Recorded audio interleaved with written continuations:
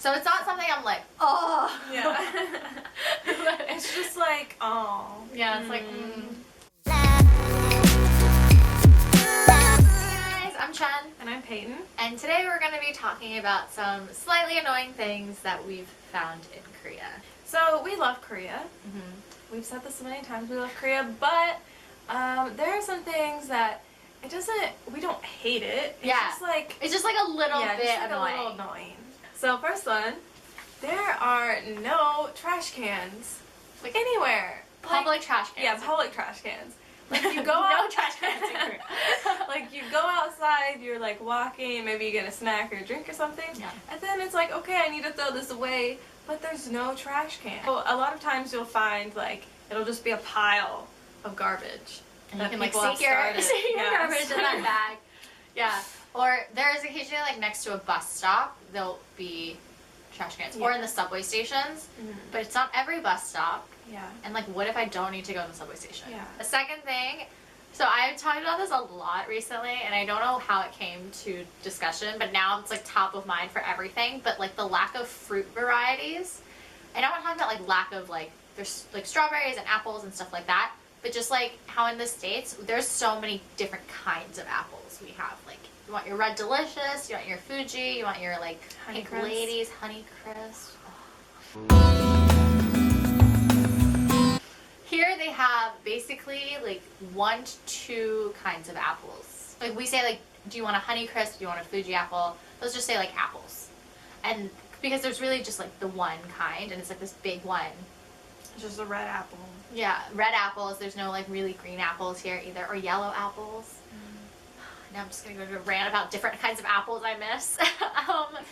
But yeah, it's basically the case with like all the fruit too. Like there's really just like maybe 1 type, or like maybe 3 at the most. Number 3, they have like a collective culture, so you're supposed to share everything. And we respect that. Yeah, tangerine, like the really small one, and they like break it apart, and like each person gets like 1 little like wedge.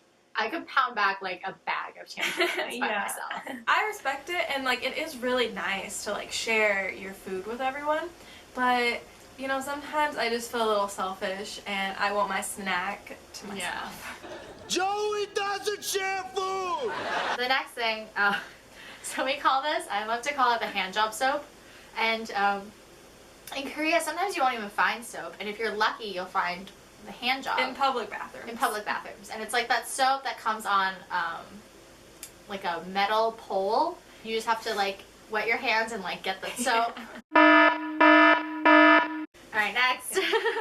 So this is also in public restrooms. You need to look to see if there is a toilet paper dispenser on the wall outside of the stalls. Because sometimes outside of the bathroom. Yeah, sometimes outside of the bathroom, yeah. So if there is, then you need to get that toilet paper there, because there's not going to be toilet paper in like the individual stalls. Sometimes I forget, and I'm sitting on the toilet, and I'm like, well, what do I do now? Do I have paper in my pocket? It's like, what is happening? And a lot of times I think a lot of businesses share the same building, which means they share a bathroom, and like so they're not gonna, for some reason they decide not to like pull money together to like pay for toilet paper inside. They'll just have rolls inside their own businesses, and you'll have to take that separately. Yeah.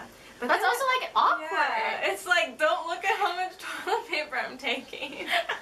Next thing is, so I love coffee. We both love coffee, but Peyton can take hers black. I just like miss the days where I can order like a cup of coffee and then like by myself on the side like pour in some milk. I cannot get that here, so I've just resorted to lattes every day of my life. But that's too much milk.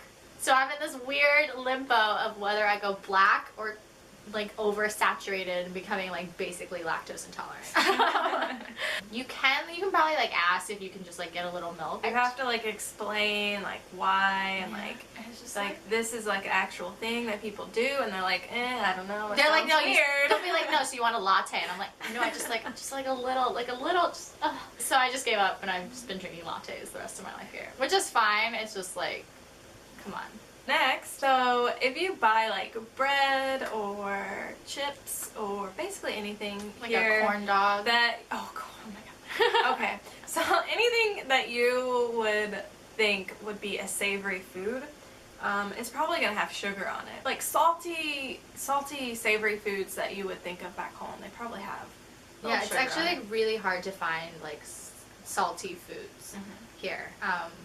In my opinion, like me wanting to buy just like, I don't know, like barbecue chips, like their barbecue chips are also covered in sugar. Yeah, it's like sweet barbecue. So I have to get that like sent to me from America, guys. I'm not even joking. It's like I love my barbecue chips and I just cannot find any here. So that's what I've resorted to. Thanks, Mom. Next, so I really like to cook, but I haven't been able to cook as much as I would like in Korea, mostly because I'm a single household individual, and everything you buy, you have to buy in bulk for like 5 people. And I don't like eat for 5 people. I eat, but like not that much. And I'm talking like I cannot just buy like 2 or 3 bananas. I have to buy like 15 bananas. And then it also expires so quickly that even if I did buy all 15 bananas, like by the time, it would be like 3 days later and they've all gone bad. So I don't know if it's like, we put in too many chemicals back home that like our food lasts a ridiculously long time compared to Korea, but like, yeah, like if you buy like greens here for like salad greens, like you need to eat them like that day. Otherwise, they're gonna like start wilting and stuff. I don't know. And then our last thing. So this one actually, this is more, I might actually slightly hate it actually. Yeah. More than like annoyed. Actually, this is leaning towards like I don't like this at all. Yeah. This one is smoking. So a lot of people, I feel like a lot of people here smoke. Yeah. Yeah, it's like A lot. yeah, And a lot of people smoke in the States, but there's just more rules Yeah. about where you can do that. exactly. So not too long ago, they finally like outlawed like you can't smoke in like restaurants here. So like there's a lot of people just like smoking out on the street, which you know like where else are they gonna smoke? I get that. But there's still like clubs or like places where you can still smoke inside. Yeah.